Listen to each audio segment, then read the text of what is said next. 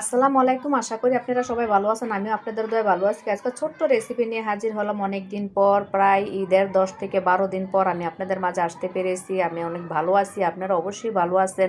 আজকের রেসিপিটা হবে মাছ দিয়ে আমি কিভাবে লাউ রান্না করব। আমার সাথে থাকুন, দেখতে থাকুন। এখানে আমি লাউ নিয়েছি আর মাছের মাথা নিয়েছি। এটা বড় মাছের মাথা, যে কোনো বড় মাছের মাথা দিয়ে আপনি করতে পারবেন। আমি যেহেতু 6 রোজা 30টা রোজা সম্পূর্ণ করানো হয়েছে আপনাদের দোয়া আল্লাহর রহমতে। এখন 6 রোজা সম্পূর্ণ করলাম, কিছু খেতে ভালো লাগছে না, তাই মনে করলাম যে একটা লাউ নিয়ে আসি, লাউটা রান্না করলাম। এখানে আমি পেঁয়াজ দিয়ে একটু ভালো করে ভাজা ভাজা করে আমি হাফ টেবিল চামচ আদা রসুন বাটা, হাফ টেবিল চামচের চেয়ে কম মরিচের গুঁড়া, হলুদের গুঁড়া, ধনিয়ার গুঁড়া, জিরার গুঁড়া, স্বাদ মতন লবণ দিয়ে আমি অল্প একটু পানি দিয়ে এখন মশলাটা ভালো করে কষাবো। খুব মজাদার। এইভাবে আপনি যদি এই লাউ রান্না করেন, আমি কি আর বলবো, আমার মুখে একটু লুচি আসছে না, তাই আমি ভাবলাম যে লাউটা খেলে মনে আমার একটু ভালো লাগবে। আর এখন কিন্তু প্রায় ভালোই গরম গরম পড়েছে, খুব গরম লাগে। এখন আমি মাছটা দিয়ে দিয়েছিলাম। মাছটা দেওয়ার পরে আমি একটু উল্টাপাল্টায় দেওয়ার পরে অল্প একটু পানি দিয়ে একটু ঢেকে দিলাম। ঢেকে দেওয়ার পরে দেখুন মাছটা একদম হালকা একটু নরম নরম হয়ে গেছে। এখন আমি দিয়ে দিব লাউগুলা। দেখুন লাউগুলা দিয়ে দিব। লাউ দেওয়ার পরে এখন নাড়াচাড়া দিয়ে ঢেকে দিব।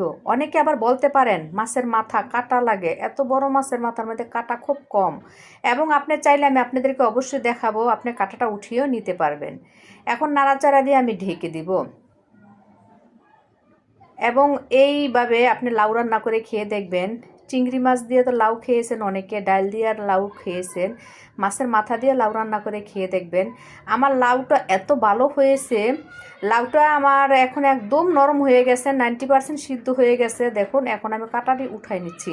দেখুন কত বড় বড় কাটা, এখানে ছোট কোনো কাটা নেই, যেহেতু বড় মাছের মাথার মধ্যে কাটা ছোট থাকে না, বড়ই থাকে।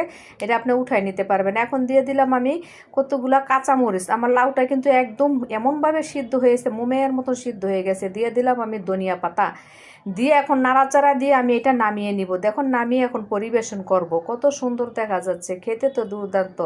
আমি আমি আজকে মনে করেন কোনো ভাত খাই নাই, শুধু লাউ খেয়েছি। এত মজা লেগেছে, আমার পেটটা ভরে গেছে, মনটা শান্তি হয়ে গেছে, তৃপ্তি মিটিয়ে আমি খেয়েছি।